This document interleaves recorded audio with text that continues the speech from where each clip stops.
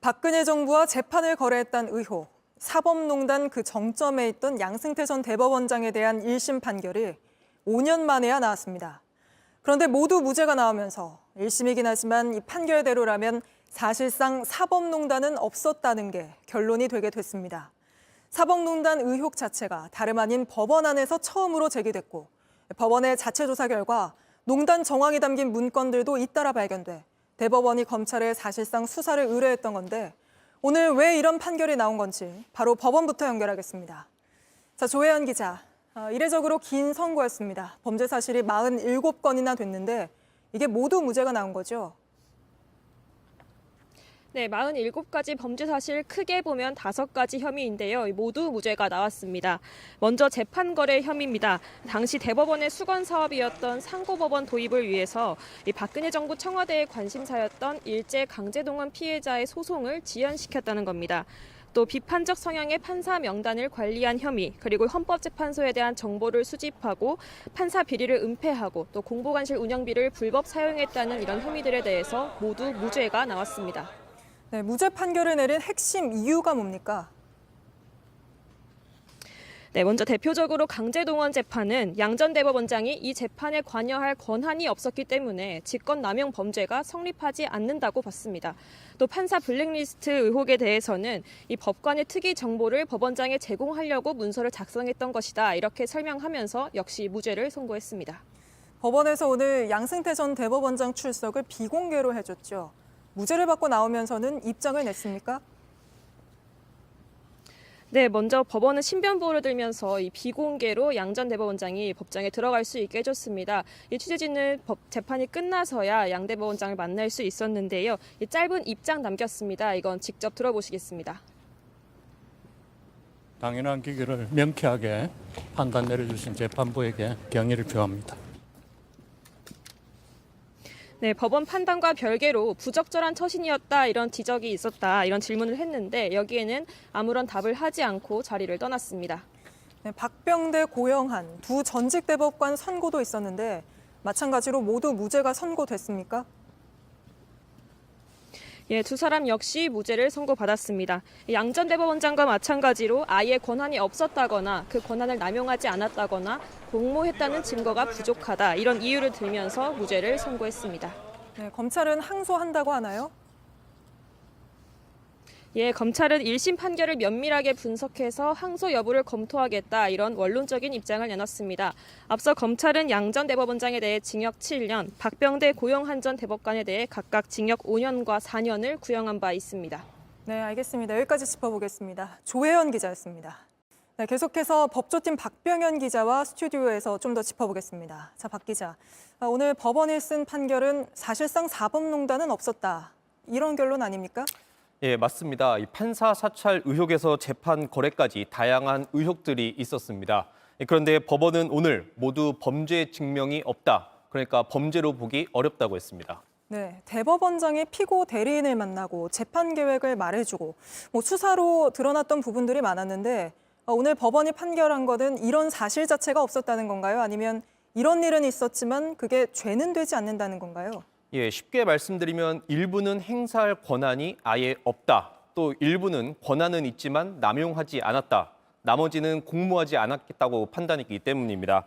대법원장이 피고 대리인을 만나고 재판 계획을 말해줘도 공무상 비밀이 아니라고 했습니다. 대법원 행정처 판사가 일선 법원이 담당하는 재판 관련 보고서를 써서 독립성을 해쳐도 직권남용이 아니라고 봤습니다. 네, 그런데 그 판사 사찰이나 재판 거래 정황이 담긴 문건들은 법원이 자체 조사를 한 뒤에 대중에 스스로 공개를 했던 거잖아요. 근데 그 문건에 담겨 있는 내용이 비판적이어서 여론이 일었었고 비판 여론이 일었었고 그 뒤에 대법원장이 직접 수사 의뢰를 하는 일까지 이어졌던 거 아닌가요? 예, 맞습니다. 이 판사 성향을 분류하거나 이 상고법원 도입을 두고 대통령과 면담한 뒤 내용을 정리한 문건도 공개가 된 적이 있습니다. 역시 법원은 양 전 대법관이 직접 관여하지 않았다, 또 직권남용이 아니다, 이렇게 봤습니다. 네, 당시 대법원장이 직접 사과했는데 결국은 책임지는 사람이 없게 된 거군요. 예, 2018년 5월 대법원은 특별조사단을 꾸린 뒤 조사 보고서를 공개했습니다. 김명수 당시 대법원장은 사법부를 대표해 진심으로 사과한다고도 했습니다. 하지만 오늘 결과로 이런 개입이 있어도 처벌받지 않는다는 말이 된 겁니다. 사법농단 사건을 계기로 사법개혁도 하겠다 이랬는데 마찬가지로 물거품이 된 건가요?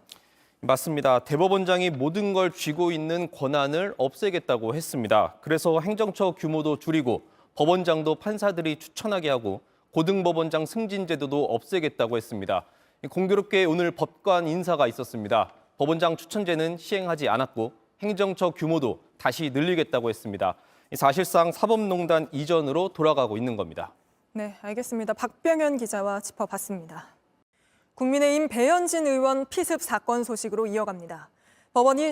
범인이 중학생인 걸로 드러나 충격을 더하고 있는데 경찰 조사에서 평소 들고 다니던 돌로 우발적으로 범행을 저질렀다고 진술한 걸로 확인됐습니다. 또 최근 우울증을 앓아왔다고도 진술하면서 바로 응급 입원됐는데 먼저 수사 속보부터 김지훈 기자가 전합니다. 배현진 의원을 공격한 피의자 A군은 서울 강남의 한 중학교에 다니고 있습니다. 2009년생, 만 14살입니다.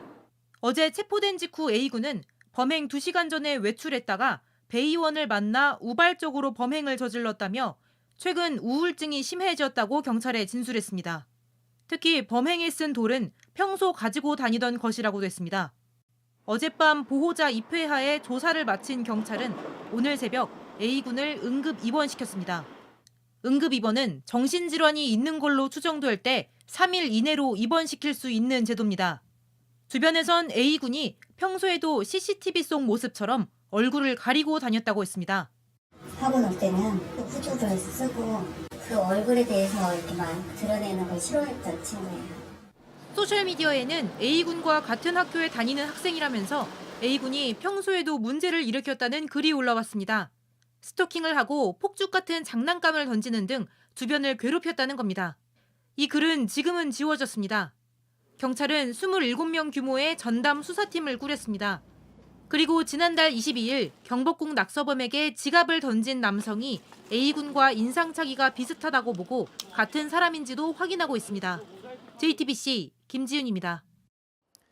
JTBC가 집중 보도했던 영풍재지 주가 조작 사태의 주범이 도주 석 달 만에 경찰에 붙잡혔습니다.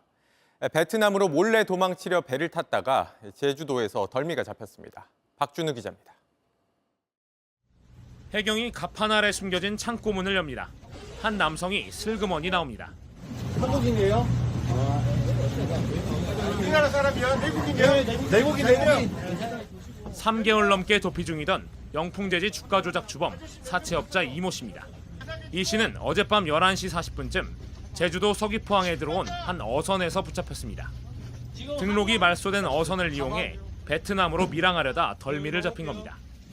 아저씨 베트남 가려고 하다 잡힌 거 맞죠? 네, 통과 얘기해요. 그러면 지금 저 현행범이고 밀양 단속법 위반으로 지금 저 현행범 체포합니다. 이 씨는 대한금속이 영풍재지를 무자본으로 인수할 때부터 주가 조작 전반을 주도한 인물입니다. 이 씨 일당은 인위적인 주가 배양을 위해 명동 사채업자들의 자금을 끌어들인 의혹을 받고 있습니다. MZ조폭들이 운영하는 불법 투자 리딩방을 통해 여러 개미 투자자를 끌어들인 정황도 있습니다. 검찰이 지금까지 확인한 부당이득만 2,789억 원에 달합니다. 이번에 해경이 이 씨를 검거하면서 검찰 수사에도 속도가 붙을 전망입니다. 검찰은 이 씨의 신병을 넘겨받는 대로 구속영장을 청구할 방침입니다. 또 이 씨의 지인이자 대한금속의 실소유주로 알려진 공모 씨에 대한 수사에도 본격 착수할 예정입니다. JTBC 박준호입니다. 인천에서 한 20대 남성이 처음 보는 10대 여학생들에게 소화기 분말을 마구 뿌렸다는 신고가 접수돼 경찰이 수사에 나섰습니다. 이 남성은 연기를 발견하고 소화기 분말을 뿌린 것이라 주장하고 있습니다. 정영재 기자입니다. 검은 외투를 입은 20대 남성. 복도에 놓인 소화기 안전핀을 풉니다. 소화기를 들어 올리더니 비상계단 문을 열고 마구 뿌리기 시작합니다. 다른 남성은 웃으며 휴대전화로 이 모습을 찍습니다. 소화기를 내려놓고 달아난 남성 뒤로 문이 다시 열리며 뿌연 연기가 흘러나옵니다. 뛰쳐나온 여학생, 온통 하얀 분말 투성입니다. 어제 오후 5시쯤 인천 남동구 논현동 한 상가 건물에서 벌어진 일입니다. 계단에 있던 중학생 3명과 초등학생 1명이 분말을 뒤집어서 피부염으로 치료를 받았습니다. 이 남성은 건물 안에 있는 가게 직원이었습니다. 경찰 조사에서 연기가 나서 소화기를 뿌렸다고 진술했습니다. 평소 건물 주변에서 학생들이 담배를 자주 피운다고도 말했습니다. 경찰은 이 남성이 정말 연기를 보고 착각한 건지 엉뚱한 변명을 하고 있는 건지 학생들과 남성을 불러 조사할 방침입니다. 지난 연말부터 인천 남동구에서는 중학생들이 아파트 지하 주차장과 집 앞 복도에 소화기를 분사해 신고를 당하기도 했습니다. JTBC 정영재입니다. 안녕하세요. 뉴스룸 앵커 한민용입니다. 오늘도 JTBC 뉴스룸을 시청해주신 여러분 고맙습니다. 오늘 저녁에도 뉴스의 현장에서 찾아뵙겠습니다.